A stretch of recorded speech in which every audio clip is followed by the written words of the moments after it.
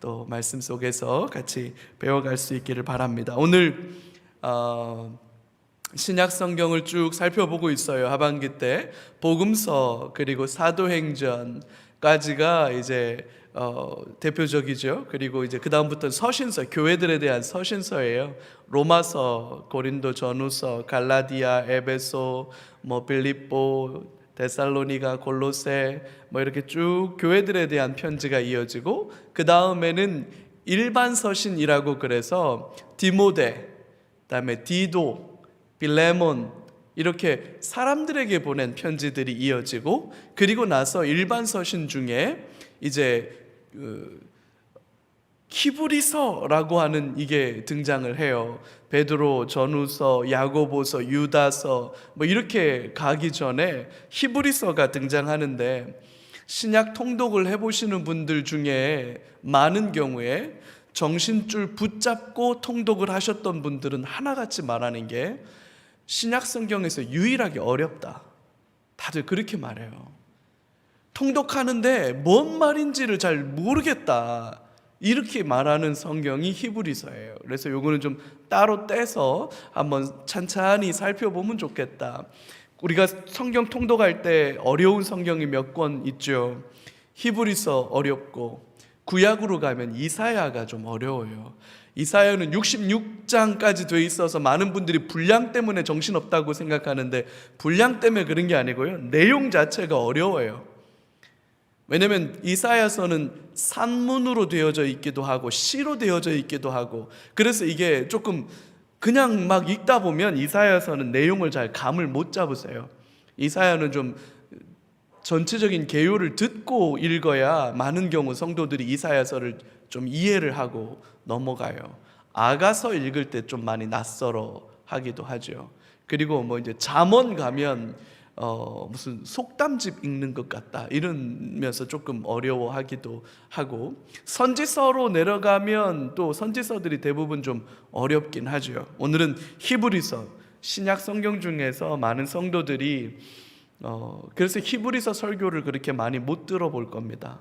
특히 강해 설교하는 설교자들은 히브리서 강해를 좀처럼 시도하지 못합니다. 왜냐하면 목회자들에게도 이 히브리서가 그렇게 쉬운 성경이 아니거든요. 전체적인 내용을 그렇게 한번 보면서, 우리 히브리서 1장 1절에서부터 2절까지가 이렇게 돼 있어요. 옛적에 선지자들을 통하여 여러 부분과 여러 모양으로 우리 조상들에게 말씀하신 하나님이, 요 말씀하신 하나님이 요게 굉장히 중요합니다. 그리고 이 모든 날 마지막 날에는 아들을 통하여 우리에게 말씀하셨으니, 우리에게 아들로 말씀하셨다라고 하는 거. 말씀하신 하나님, 아들을 통하여 말씀하셨다. 이 아들이 누구냐? 이 아들을 만유의 상속자로 세우시고 또 그로 말미암아 모든 세계를 지으셨느니라. 왜 이 본문을 그대로 가지고 왔느냐? 히브리서 1장 1절에서 2절, 히브리서를 시작을 이렇게 하는 거예요. 첫 시작을 이렇게 시작하는 겁니다.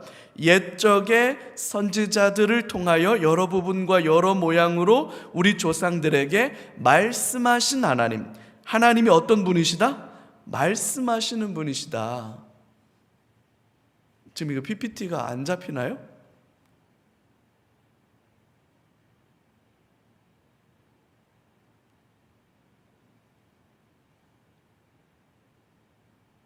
네. 다시 한번 잡아봐 주시겠어요? 네.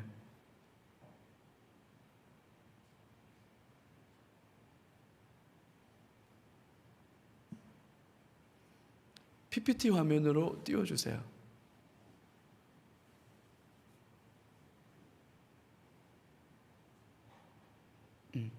네. 아이고, 요거를. 자, 옛적의 선지자들을 통하여 여러 모양과 여러 부분으로 우리 조상들에게 말씀하신 하나님, 그리고 우리에게 말씀하셨으니, 누구를 통해서? 아들을 통해서. 이 아들은 만유의 상속자로 세우시고 또 그로 말미암아 모든 세계를 지으셨다. 이렇게 말하고 있다는 거죠. 하나님이 어떤 분으로 소개됐냐면 말씀하시는 하나님. 말씀하시는 하나님. 그러니까 구약의 하나님을 뭐라고 소개했냐면 말씀하시는 하나님. 이게 기독교 신앙의 굉장히 독특한 지점이에요. 말씀하시는 하나님. 하나님이 우리에게 말씀하신다. 그래서 우리는 그 말씀을 듣는 거예요. 그리고 그 말씀에 순종하는 거예요.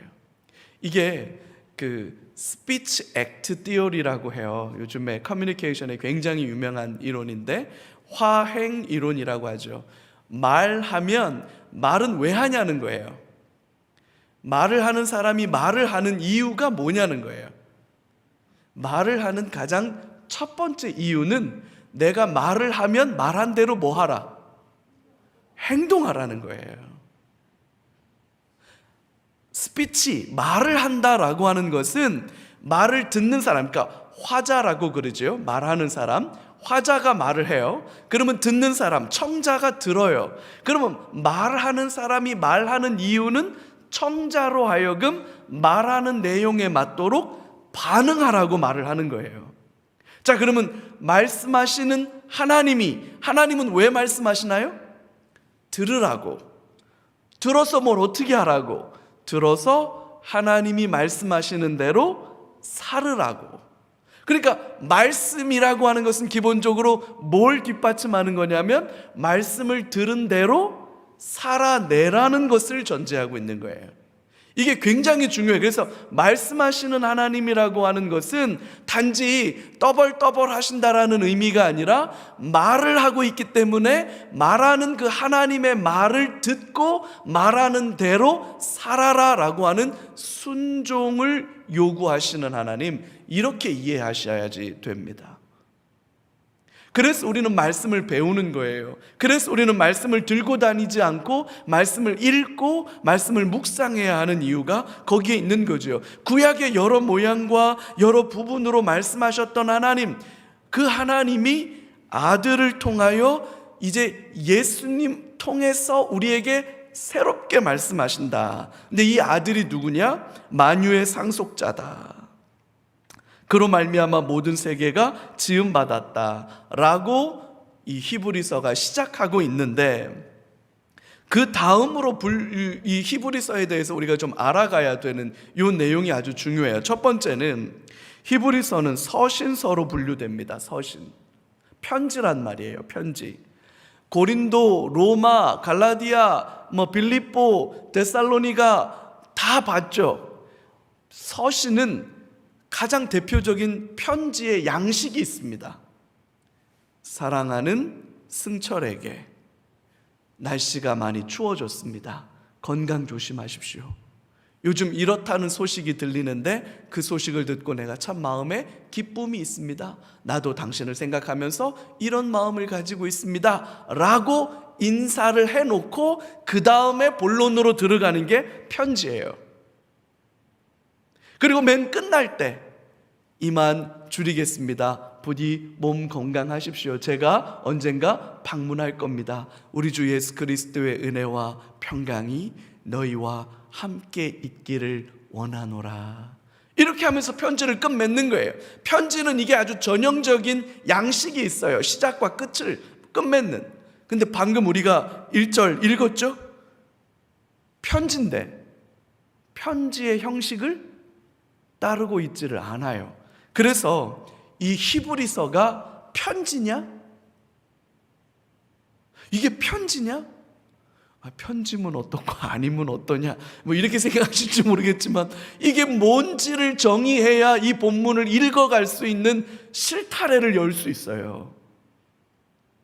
이게 일반적으로는 편지라고 분류되어져 있는데 편지의 전형적인 형식을 따르고 있지 않다. 두 번째 히브리서의 어려운 점은, 그러면 도대체 이 히브리서는 누가 썼냐? 모릅니다. 누가 썼는지 몰라요. 저자가 누군지 몰라요. 바울이 썼다라고 하는 게 가장 유력합니다. 근데 바울이 썼다라고 하는 어떤 언급들이 다른 서신서들은 다 들어가 있는데 여기에는 없어요. 혹자는 바나바가 썼다. 바나바가 썼다라고 하는 이야기도 있고, 아볼로가 썼다라고 하는 이야기도 있고, 누가복음을 썼던 누가가 썼다라고 하는 이야기도 있고, 뒤에 속사도인 클레멘트라고 하는 분이 계신데 예수님 돌아가시고 한 200년 정도 뒤에 활동했던 사역자인데, 그 클레멘트라고 하는 사람이 썼다, 뭐 이런 얘기도 있어요. 근데 이 히브리서가 어려운 이유들 중에 또 하나가 뭐냐면, 누가 쓴 글인지가 명확하지가 않아요.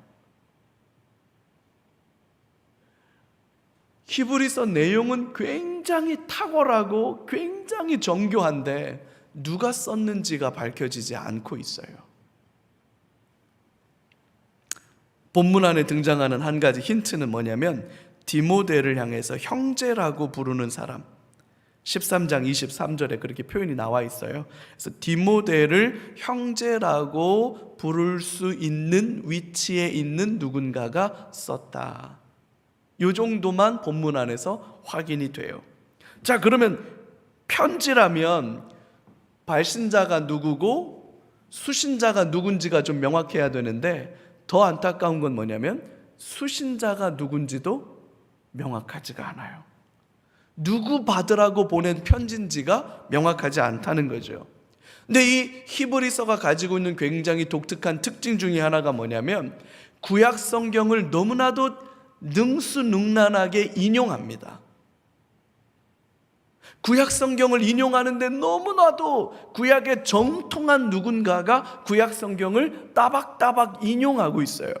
그런 걸로 봐서 이 히브리서를 쓴 사람은 구약 성경에 매우 정통한 사람이다 뿐만 아니라, 구약 성경을 인용하면서 이 논증들을 쭉 해가는 것으로 보아서 이 편지를 받아서 읽는 사람들에게도 구약 성경의 기본적 선 이해가 충분히 있는 사람들이었기 때문에 그들에게 좀 더 효과적으로 논증해 가기 위해서 구약 성경을 꼼꼼하게 인용하고 있는 것으로 보아야 한다.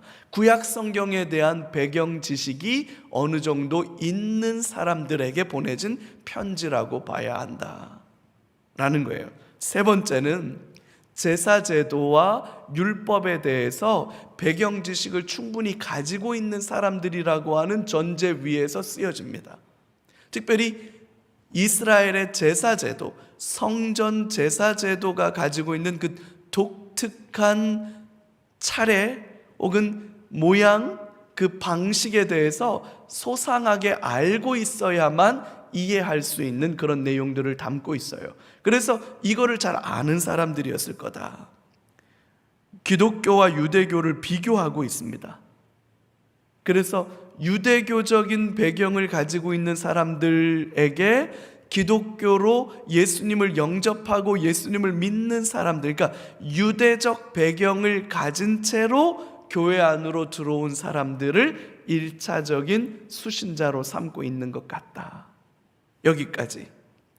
그리고 이 본문이 가지고 있는 굉장히 독특한 지점을 통해서 이 히브리서를 받아 읽었던 사람들은 굉장한 박해 속에 있는 사람들이었구나, 어려움 가운데 있었던 사람들이었구나 라고 하는 것을 알 수 있습니다. 주제가 그리스도의 우월성, 예수가 그리스도신데 예수가 그리스도이시기 때문에 그 예수의 그리스도 되심이 얼마나 탁월하고 놀라운 하나님의 지혜와 경륜인지를 밝히 드러내는 입장을 가지고 있죠. 그래서 복음서들과 관심이 굉장히 겹쳐요. 그러니까 복음서가 예수님은 누구인가? 마태복음은 아브라함과 다윗의 자손 예수 그리스도 이렇게 표현했고, 마가복음은 복음, 그 예수 그리스도, 종, 하나님의 아들 뭐 이렇게 시작했고, 누가복음도 예수님을 그렇게 소개를 해서 인류의 구원자다라고 소개했고, 요한복음은 로고스가 있었다, 그 로고스가 태초부터 있었고 사실 그 로고스가 하나님이다 라고 말하면서 예수님을 그렇게 소개했어요. 그러니까 결국 예수님은 누구냐, 예수님은 어떤 삶을 사셨느냐, 예수님이 성취하신 구원이 도대체 뭐냐, 그걸 소개하는 게 복음서였잖아요. 예수를 주인공 삼아서 예수의 삶과 사역과 가르침을 짜잘히 쫙 정리해 놓은 게 복음서였는데, 서신서들은 대부분 교회가 안고 있는 문제들, 고린도 교회가 안고 있는 문제, 로마 교회가 안고 있는 어려움, 갈라디아 교회가 가지고 있는 그 다른 복음,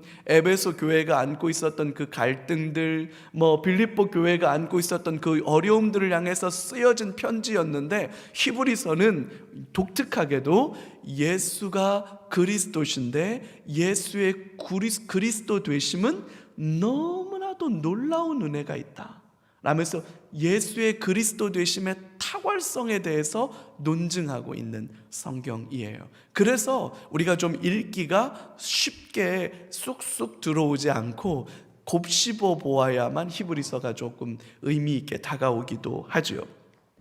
그래서 이 모든 것들을 정리하면 이 다섯 번째가 굉장히 중요한데요. 그래서 이 히브리서는 지금까지 많은 학자들이 연구하고 밝혀낸 결론으로만, 지금 현재까지의 결론으로 한번 요약해 보면, 히브리서는 아마도 바울의 설교였던 것 같다. 유대적 배경을 가진 그리스도인들에게 예수가 그리스도라고 하는 사실을, 예수의 그리스도 되심에 대한 탁월성과 아름다움을 어느 한 자리에서 설교했던 것 같아요. 그리고 그 설교를 누군가가 받아 적었던 것 같습니다. 그래서 히브리서는 편지가 아니라 설교문이다 이렇게 얘기를 해요, 요즘에 와서는. 그래서 아까 우리 읽었던 옛적의 선지자들을 통하여 여러 부분과 여러 모양으로 우리 조상들에게 말씀하신 하나님이 이 마지막 날에는 예수님을 통해서 우리에게 말씀하셨으니, 이 예수님은 만유의 상속자시고 예수님으로 말미암아 모든 세계가 지음받았습니다. 여러분, 설교의 서론이에요. 이렇게 시작해서 설교를 했고, 아마도 바울일 거라고 봐요. 아볼로라고 하는 입장을 가지고 있는 사람은 구약의 정통한 이 정도의 구약의 지식과 이 정도로 구약을 인용할 수 있을 만한 전문성을 가지고 있는 초대교회 사역자들이 많지 않은데, 바울 아니면 그래서 아볼로가 아니었겠느냐 이렇게 얘기하는 건데, 많은 경우에 다른 서신서들과의 유사성들이나 이런 걸 고려했을 때 바울의 설교였을 거다라고 추정을 합니다. 그래서 저도 설교를 누군가가 받아 적었고, 그래서 바울의 바울은 아마 원고를 써서 설교하진 않았던 것 같아요. 바울은 어느 강단에, 어느 회당에, 아니면 어느 집에서 모인 사람들에게 설교했을 겁니다. 유두고가 밤새 설교 듣다가 이렇게 떨어져서 이렇게 그런 일이 있었던 것처럼 설교를 길게 하는 은사가 있었고, 저도 그걸 많이 배웠어요. 그래서 길게 하는 그 은사가 저도 있는데, 바울이 설교를 이렇게 쭉 할 때 그 설교를 제가, 그래서 우리 사역반에 과제를 내드리거든요. 설교를 요약하라고. 그러면 설교를 누군가가 꼼꼼하게 요약했던 것 같아요. 그러면서 그 설교를 요약하고 그 요약해서 정리해 놓은 글을 성도들에게 회람해서 읽혔던 것 같아요. 이게 우리 신앙을 붙잡아주는 굉장히 중요한 도전이니까 꼼꼼하게 읽어라. 왜냐면 그때 당시에는 유튜브가 없었거든. 그래서 유튜브 주소 보내주면서 한번 들어보세요 이렇게 할 수가 없는 거야. 그냥 누가 적어야 되고, 적어서 누가 들려줘야 되니까 아마 그렇게 됐던 설교가 아니겠느냐. 그래서 히브리라고 하는 것은 유대 사람들을 가리키는 말이에요. 히브루라고 하는 말은 출애굽했던 이스라엘 백성들을 가리키던 말이에요. 애굽에 살던 사람들, 히브루라고 하는 말, 히브리라고 하는 말은 이를테면 조센징 이렇게 부르는 것과 비슷해요. 굉장히 비루한 자들, 불쌍한 자들, 하찮은 자들, 그런 의미를 담고 있는 말이기 때문에 히브리라고 하는 말은 썩 그렇게 어감이 좋은 말은 아니지만 유대인들을 가리키는, 구원받은 언약 백성들을 지칭하는 의미에서 통칭해서 사용하던 말인데, 그래서 이 편지를, 이 설교 요약문을 히브리서라고 초대교회가 그대로 정경으로 채택했던 그런 게 아닌가 싶어요. 전체적으로 이 히브리서 안에 굉장히 중요한 대조와 비교들이 나오는데, 10장에 보면 옛 언약의 제사와 새 언약의 제사가 어떤 차이점을 가지는지를 나누어서 설명하는데, 요거 한번 좀 상세하게 봤으면 좋겠어요. 옛날 제사장들에 의해서 성전에서 드려졌던 그 제사, 1장에서 4장까지, 10장 1절에서 4절까지, 그리고 예수 그리스도를 통해서 성취된 예수의 십자가 죽으심, 그걸 5절에서부터 18절까지 상세하게 설명하고 있는데, 첫 번째, 성전에서 드려지는 이 구약의 제사 제도로 해도 죄가 실질적으로 없어진다, 안 없어진다? 실질적으로 그렇게 한다고 죄가 없어지는 건 아니었다. 그거는 일종의 하나의 상징적 행위였다. 근데 예수가 십자가에 죽으신 이 제사로 말미암아 이거는 죄를 없이 했다? 예, 이거는 실제적으로 죄를 없이 했다. 이거는 상징적인 행위였기 때문에 성전의 제사 제도는 계속해서 반복해야만 했던 거예요. 매일같이 1년에 한 번 대속죄일에 매일같이 반복될 수밖에 없었던 제사자. 그러나 예수님이 십자가에 죽으신 이 속죄의 제사는 단번에 once for all, 한 번에 모두를 위해서 완벽하게 끝낸 제사였다. 단 한 번 드려진 제사였다. 그러나 구약의 제사는 하나의 상징적 행동이었고, 그렇기 때문에 실질적으로 죄를 없이 하지 못했고 계속해서 반복될 수밖에 없었던 거였다. 세 번째는, 그래서 구약의 제사 제도는 우리의 죄를 용서해 주실 거다라고 하는 기대, 그 기대와 소망을 갖게 만드는 행위였다는 거예요. 그러나 예수님은 실질적으로 실행하셨고 그 죄가 실질적으로 없어지게 만든 효과가 나타나게 하신 제사였다. 그래서 이거는 구약은 그림자다. shadow. 그림자라는 거예요. 그림자. 예수님의 죽으심은 본질, substantia. 이거는 실제다라는 거예요. 구약의 제사는 동물의 피를, 사람이 죽어야 되는데 사람이 죽으면 끝이잖아요. 그러니까 사람 대신에 동물이 대신 죽은 거예요.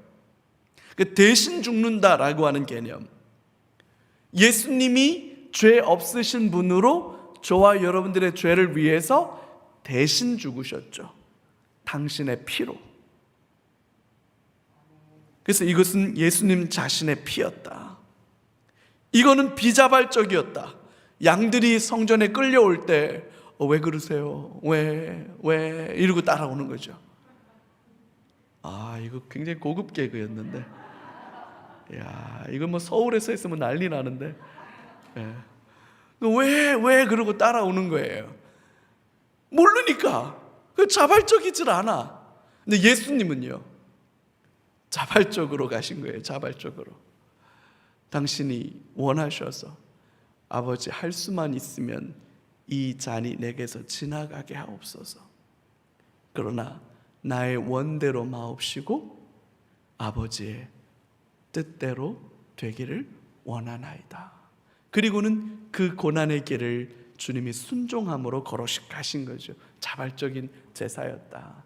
그래서 구약의 제사가 이런 한계를 가지고 있고 예수님의 십자가의 죽으심은 이런 탁월함을 가지고 있다라고 하는 것을 아주 일목요연하게 정리해내고 있는 게 히브리서라는 거죠. 히브리서 전체의 개요를 하면, 그래서 아까도 말씀드렸던 것처럼 히브리서는 누군가의 설교였다. 그리고 그 설교가 요약되고 정리되었다. 이렇게 보는 게 가장 타당하다. 왜냐하면 편지 형식으로 기록되어져 있지 않다는 거고, 이 히브리서를 가지고 어떤 구조와 맥락으로 되어져 있는지를 꼼꼼하게 보자라고 볼 때 이렇게 보는 게 제일 합리적이고 설득 가능하다, 이렇게 보는데, 그래서 서론과 본론과 결론으로 구성되어진 한 편의 설교였다. 서론은 핵심적으로 예수님이 어떤 분이신가 라고 하는 주제를 가지고 예수님의 탁월함을, 예수님의 성육신이 가지고 있는 의미를, 그래서 예수님은 어떤 분이신가 라고 하는 서론을 주고 난 뒤에 본론에서 그 예수님을 따르는 성도들에게 약속되어진 안식에 대한 문제를 다룹니다. 안식. 또 성숙에 대한 이야기를 다루고 새 언약이 시작되었다라고 하는 이야기들을 상세하게 다룹니다. 그러면서 11장으로 가면 결론 부분이에요. 그래서 앞에 부분은 성경을 쭉 주해한 겁니다. 구약 성경을 인용하면서 쭉 주해하면서 이제 결론과 같이 이 설교를 듣는 성도들이 어떻게 살아가야 하는지, 믿음은 모든 바라는 것들의 실상이요 보이지 않는 것들의 증거니 선진들이 이로써 증거를 얻었느니라. 그러면서 아브라함부터 시작해서 그 쭉 믿음의 선진들이 어떻게 믿음 붙들고 살았는지를 쭉 논증합니다. 그리고 12장 구름같이 허다한 증인들이 있으니 우리가 우리에게 당한 경주를 끝까지 달려가자. 믿음의 주요 온전하게 하신 예수를 바라보자. 그렇게 도전하면서 성도들을 일깨우는 거예요. 그리고 13장에 가서는 결론적으로 어떻게 하면 우리가 우리에게 주어진 삶을 충성스럽게 살아갈 수 있을지, 결혼에 대한 문제도 다루고 물질에 대한 문제도 다루고 형제 사랑에 대한 문제들도 다루고 하면서 13장 마지막 가면 그 추신 부분, 덧붙여진 부분이 나와요. 그러니까 이거는 그 덧붙여진 부분은 설교를 다 요약하고 난 뒤에 누군가가 그 내용에 덧붙인 추신 내용들이에요. 그래서 13장 마지막 부분에 가면 이 글이 어떻게 쓰여진 글인지에 대한 몇 가지 언급이 나오면서 거기에서 형제 디모데를 언급하고 있는 거거든요. 이렇게 구성이 되어 있는데 우리 찬찬히 한번 내용을 좀 더 살펴보죠. 서론 부분, 예수님은 어떤 분이신가 1장 1절에서부터 3장 1절까지를 서론으로 분류할 수 있습니다. 1장 1절에서 2장 4절까지 우리가 아까도 좀 살펴봤지만 예수 그리스도의 탁월하심, 옛날에는 선지자를 통해서 하나님이 말씀하셨는데 이제는 누구를 통해서 말씀하신다? 아들을 통해서 말씀하신다. 그러니까 이제는 하나님의 말씀의 최종적 권위가 누구에게로 수렴된다?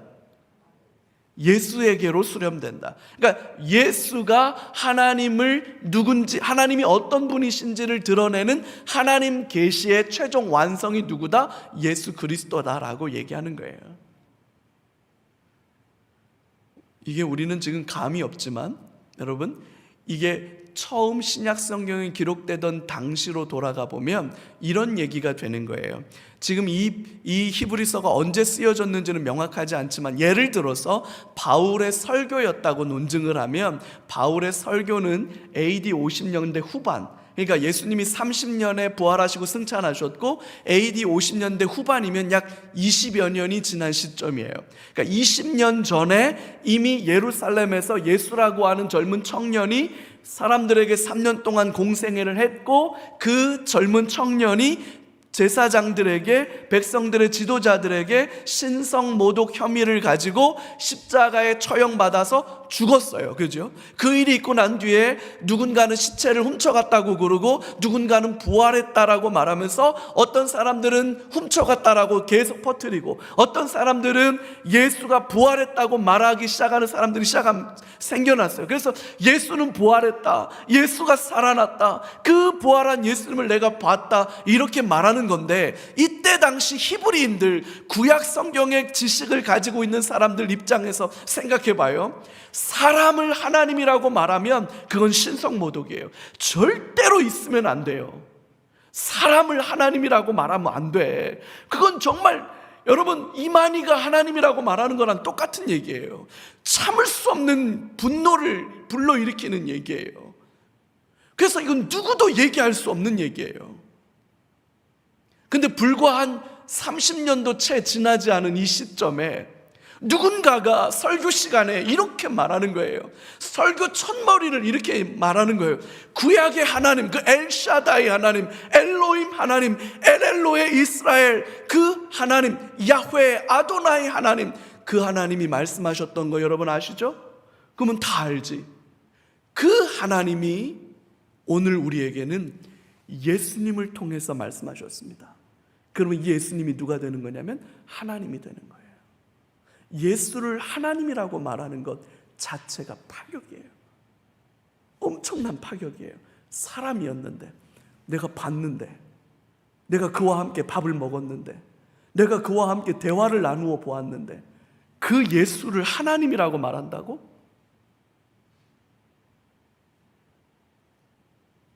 여러분, 이게 굉장히 놀라운 파격이에요. 그래서 예수 그리스도는 구속사적인 의미와 존재론적으로 탁월하다라고 하는 것을 이 첫 시작으로 그렇게 열어요. 그러면서 두 번째로 천사와의 비교를 통해서 예수님이 탁월하다라는 걸 논증하는데, 이 사람들에게 있어서 상식적으로 제일 이 땅에 존재하는 내가 알고 있는 것 중에 하나님은 완전히 창조주기니까 어나더 레벨이거든요. 그러니까 창조주이신 하나님은 어나더 레벨이니까 빼고, 하나님 빼고 가장 권위 있는 존재라고 하면 천사예요. 근데 이 예수는 천사와 비교해도 월등하게 탁월한 분이시다 라는 이야기를 하는 거예요. 왜? 예수가 우리가 생각하는 그 사람이기만 한 게 아니라 예수는 사람이시자 하나님이시다라고 하는 얘기를, 이게 이때 당시에는 너무나도 중요한 신앙 고백인 거예요.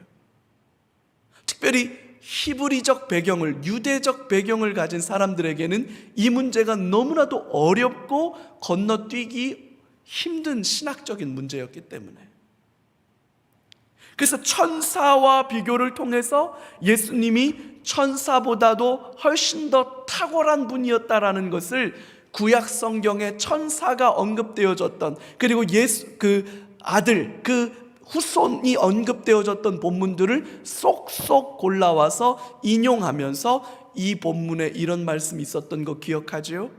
여러분, 이 말씀을 보세요.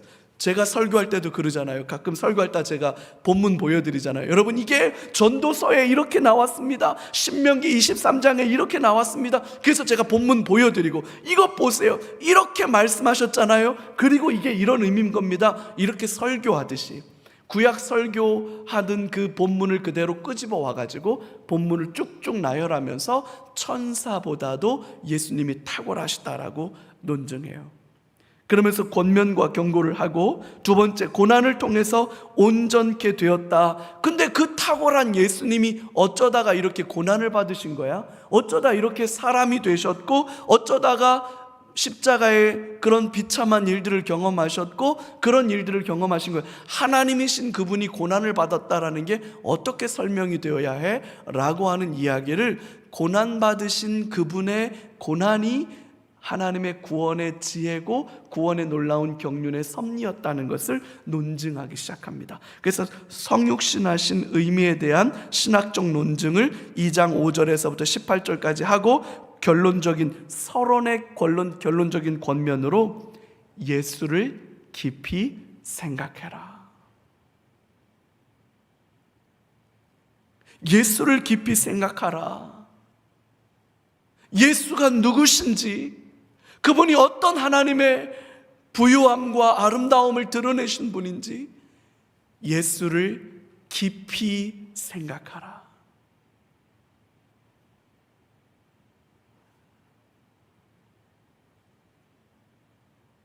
우리 안에 예수님을 알아가는 지혜와 지식이 더 넘쳐나기를 바랍니다.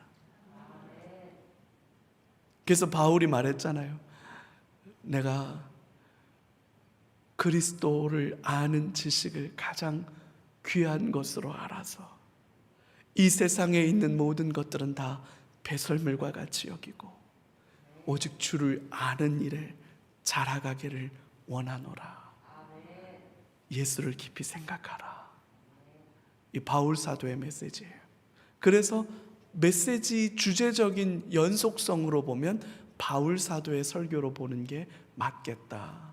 근데 본문 안에 바울이 썼다라는 언급이 없기 때문에 확정적으로 바울이라고 말은 하지를 못하는 겁니다. 본론 첫 번째, 이 히브리서 본론으로 들어가면 본론 첫 번째는 안식일에 대한 논증과 또 성숙에 대한 얘기를 나누는데, 크게 보면 요 세 가지 카테고리로 나눌 수 있어요. 그리스도에 참여한 자가 되라, 그리고 안식에 들어가기를 힘쓰라. 아직 남겨진 안식, 이게 굉장히 히브리서의 독특한 신학이에요. 아직 우리에게는 안식이 남아있다. 그 안식을 바라본다. 영원한 하나님의 나라를 꿈꾸게 하는. 왜 지금 오늘을 살아가는 성도들에게 안식을 바라보라고 할까요? 왜? 오늘이 너무 쉽지 않은 거예요. 믿음 지키고 사는 게 너무 어려운 거야. 그러니까 그 버거움 가운데 있는 성도들에게 우리에겐 안식이 남아있다. 우리가 그 안식을 좀 바라보자. 그렇게 말하는 거죠. 그러면서 성숙을 향한 도전을 얘기합니다. 그리스도에 참여한 자가 되라고 말하면서 하나님의 집에 대한 예수님과 모세를 비교해요. 아까는 천사보다도 예수님이 더 탁월했다라고 말하는데, 이번 논증에서는 모세와 예수님을 비교하면서 모세가 순종하고 모세가 믿음으로 하나님을 바라보고 그렇게 헌신하고 따라갔지만, 예수님의 순종과 헌신은 모세의 그것보다도 훨씬 더 탁월하다. 그러니까 유대인, 히브리인들에게는 천사를 빼면 그 다음에 누구예요? 모세예요. 근데 모세보다도 예수님이 훨씬 더 순종하셨고 헌신하셨다, 충성하셨다라고 하는 것들을 쭉 논증하면서 하나님의 집에 그리스도와 함께 참여한 자가 될 것을 성도들에게 권면해 줍니다.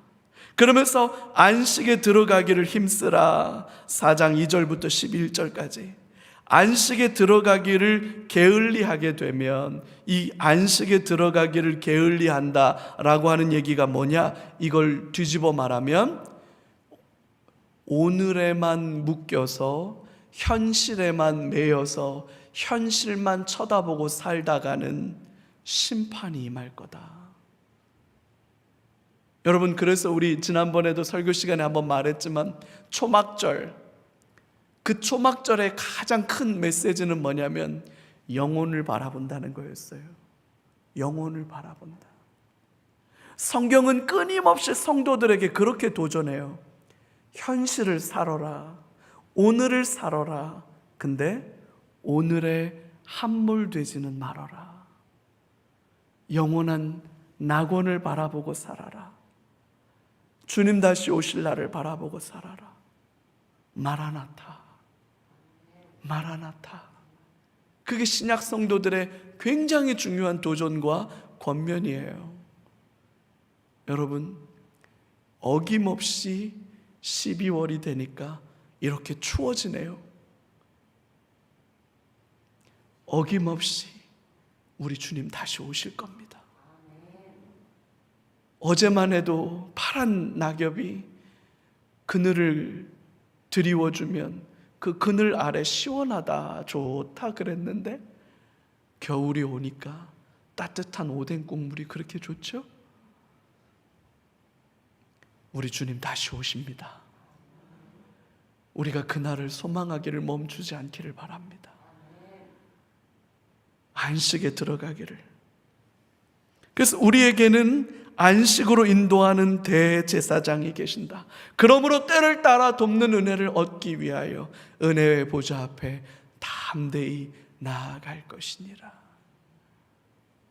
그 대제사장이 우리를 안식에 들어가게 한다는 약속이에요. 성숙을 향한 도전이 이어집니다. 대제사장이신 예수님, 그 예수님이 대제사장으로 어떤 일들을 이루어 가셨는지, 의의 말씀 훈련을 통해서 성숙해 가라. 젖만 먹지 마라. 젖만 먹지 마라. 단단한 음식을 못 먹는 젖먹이 어린아이와 같은 모습 가운데 있다고 책망합니다. 너희가 이 일에 대해서 내가 말하면 알아들을지 못할 것 같아서 내가 더 이상 얘기 안 할게. 그렇게 말합니다. 여러분, 교회는 수준이 있습니다.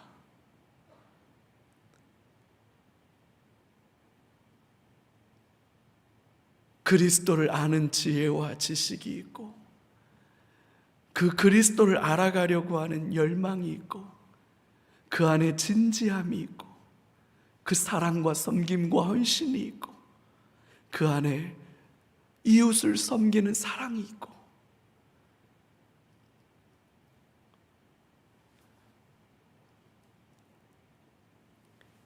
의의 말씀을 통해서 성숙해 가라. 우리 안에 그 성숙의 은혜가 있기를 바랍니다. 목사가 자라나고, 우리 성도들이 자라나고, 우리 교회가 자라나서 내가 마지막 때에 너희들 중에 믿음을 보겠느냐? 말씀하시는 주님 앞에, 주여 여기 사물교회가 있습니다. 그렇게 말할 수 있는 우리가 됐으면 좋겠어요. 은혜 안에 자라가기를 멈추지 않는 교회가 됐으면 좋겠어요. 여러분, 이 교회가 1000명이 모이느냐 10,000명이 모이느냐 이것도 중요한 문제지만 10명이 모여도 예수를 향한 진지한 사랑이 있고, 이 땅을 살아가는 성도의 삶이 있고, 하나님의 진리를 분별하고자 하는 열망이 있어서 그 한 사람이 무릎 꿇는 곳이라면, 소돔과 고모라는 10사람 때문에 망하지 않았는데 그 10사람이 없어서 망하는 거예요. 우리가 그 10사람 되기를 바랍니다.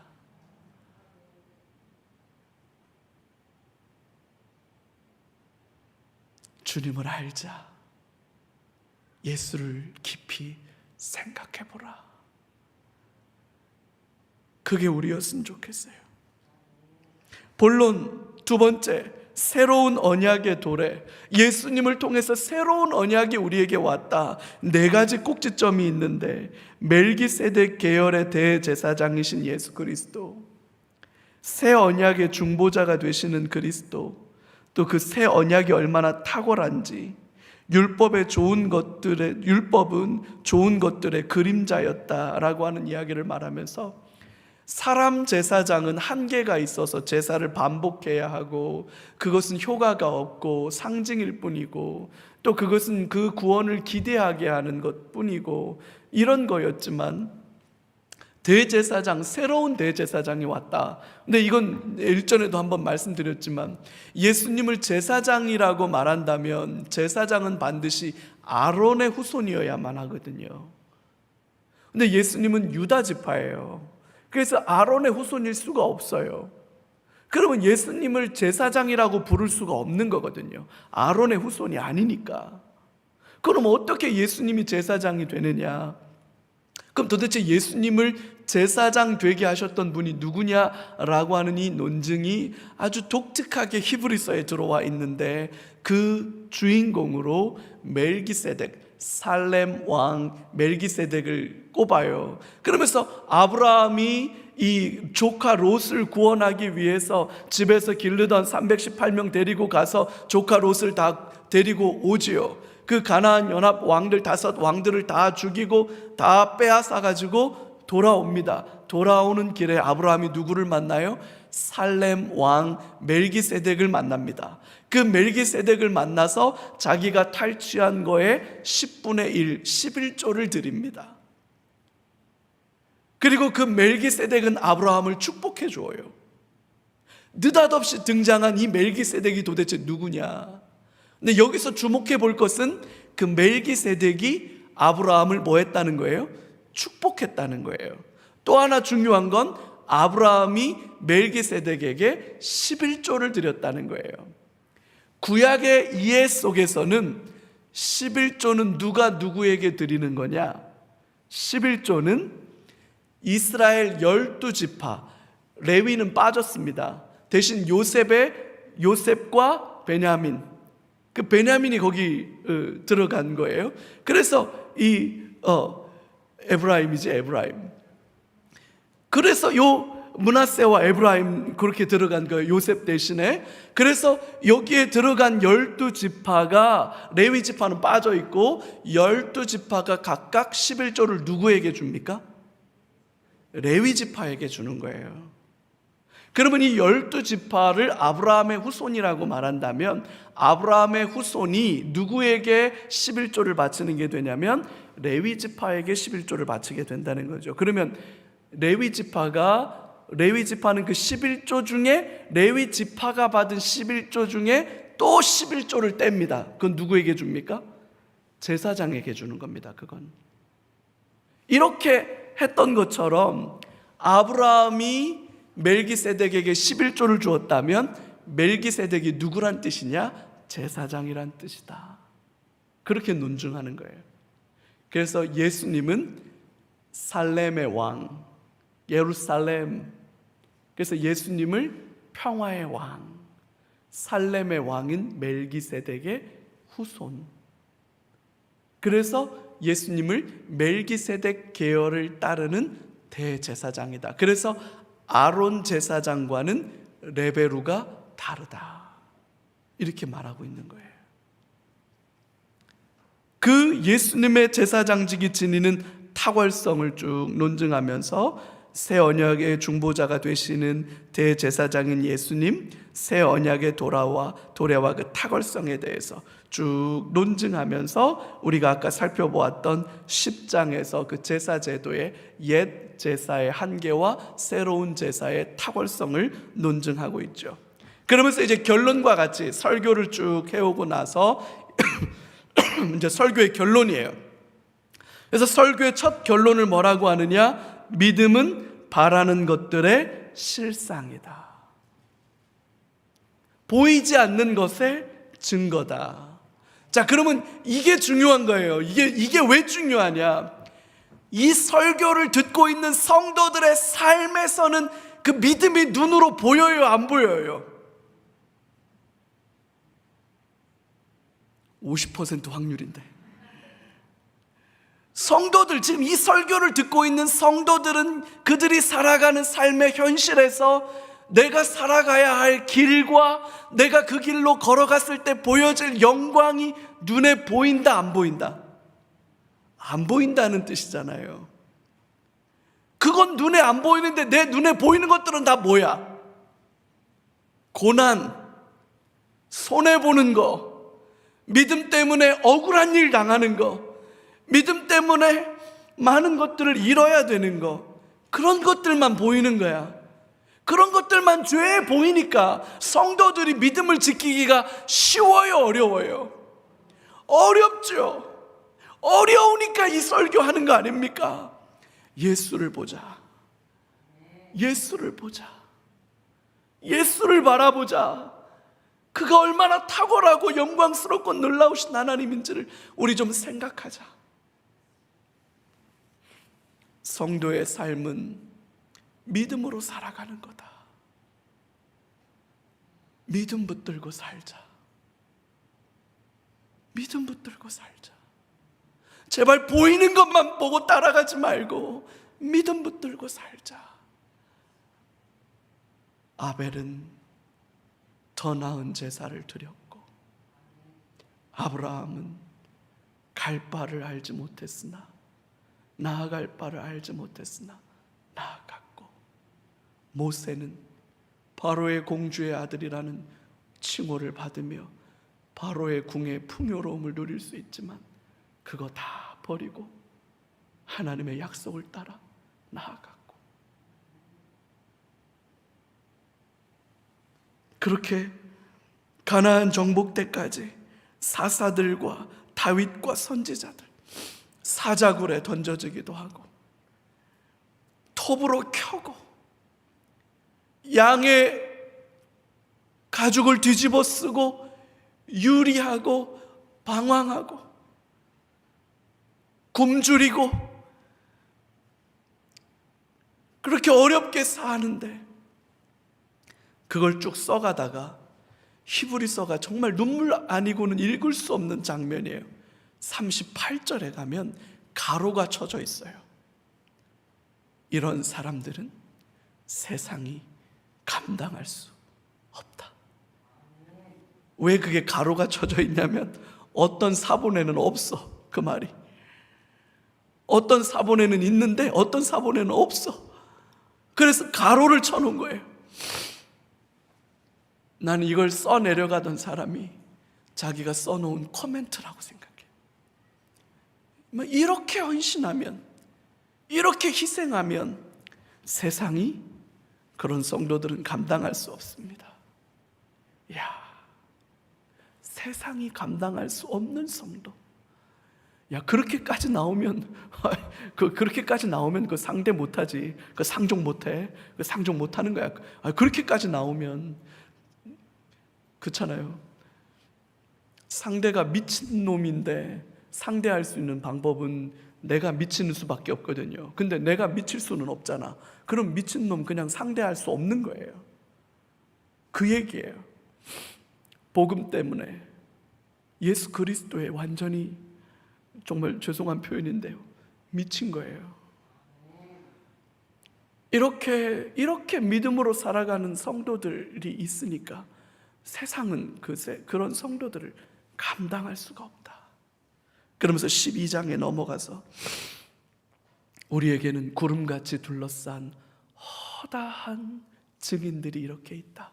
아벨부터 우리 믿음의 성도들이 다 그렇게 살고 있다. 그 사람들이 구름같이 둘러싼 관중, 카타르에서 지금 대한민국, 나는 가나전 전반전 2골 먹는 거 보고 들어가서 잤거든요.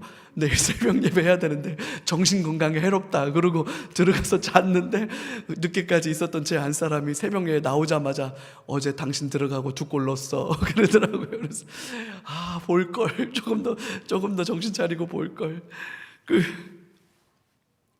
우리를 둘러싼 허다한 증인들이 있다.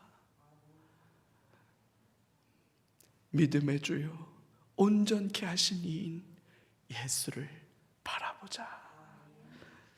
그렇게 도전하는 거예요. 그러면서 13장에 끊임없이 하나님께 찬양의 제사를 드리자. 이제는 경배로 넘어갑니다. 그 하나님을 높여드리고 그 하나님을 찬양하는 거예요. 그러면서 형제 사랑해라. 성도가 서로를 돌아보아라. 성도들의 필요를 채워주어라. 그게 교회예요. 교회는 서로의 연약함을 돌아보고 보듬어주고 위로해주고, 장례가 나면 달려가주고, 어려운 일 있으면 끌어안고 밥 먹어주고, 밥 먹여주고, 커피 사주고, 커피 사 먹고, 그러면서 서로 격려하고 위로하고, 그렇게 하는 게 교회예요. 교회의 중요한 지표가 코이노니아예요. 코이노니아. 결혼에 대해서 결혼을 소중하게 여겨라. 그렇게 도전합니다. 재물, 있는 것을 족한 줄로 여겨라. 있는 것을 족한 줄로 여겨라. 그러면서 말씀 지도자들과의 관계, 말씀을 가르치는 자들을 존중하고 그들에게서 배워라. 그렇게 권면합니다. 예배로 드리는 찬미의 제사에 대해서 쭉 하나님을 송축하고 찬양할 것을 이야기하면서 덧붙여진 결론으로 끝을 내는 거예요. 예수님이 부활하시고 승천하신 뒤에 한 30년쯤 지난 어느 날, 사도로부터 선포된 설교가 이런 내용이었다. 그 시대 성도들도 이런 설교 듣고, 이런 설교 속에서 은혜 받고, 이런 설교에서 격려받고 그 말씀대로 살아야지. 내가 예수님 바라보고 살아야지. 내 소망이 어디 있나? 예수님 보고 살아야지. 구름같이 둘러싼 허다한 증인들, 우리 믿음의 식구들 바라보고 살아야지. 그렇게 지켜진 신앙이 오늘 2022년에 여기 수원에 우리에게까지 이어진 거예요. 이 히브리서 이렇게 꼼꼼하게 한번 살펴봤으니까 13장 앉은 자리에서 1시간이면 읽어요. 성경은 앉은 자리에서 읽는 게 제일 좋아요. 3장씩 4장씩 이렇게 읽는 것보다 앉은 자리에서 창세기 시작하면 1장부터 50장까지 쭉 읽고, 출애굽기도 앉은 자리에서 1장부터 쭉 읽고, 마태복음도 1장에서 28장까지 쭉 읽고, 이렇게 한 번에 앉은 자리에서 쭉쭉 읽어내야, 그래야 그 성경이 들어와요. 통독은 그렇게 하는 게 제일 좋아요. 히브리서 한번 다시 읽고, 다음 주에는 요한 1, 2, 3서 그리고 요한 계시록 보면서 우리 신약 강좌, 하반기 신약 강좌 이렇게 마무리하고, 제 목회 계획으로는 한 2년쯤 뒤에 다시 한번 성경 강좌 창세기부터 요한계시록까지 한번 다시 꼼꼼하게 볼 수 있는 기회가 또 있었으면 좋겠어요. 내년에 당장 안 하고 왜 한 해 건너뜁니까? 아니, 그래야 여러분들이 새로울 거 아니에요. 그동안 연목사도 더 연구하고, 그래서 그때는 더 새로운, 더 깊은 묵상으로 또 우리 성도님들과 하나님의 말씀을 나누고 그럴 수 있기를 바랍니다. 우리 시간에 같이 한번 기도해요.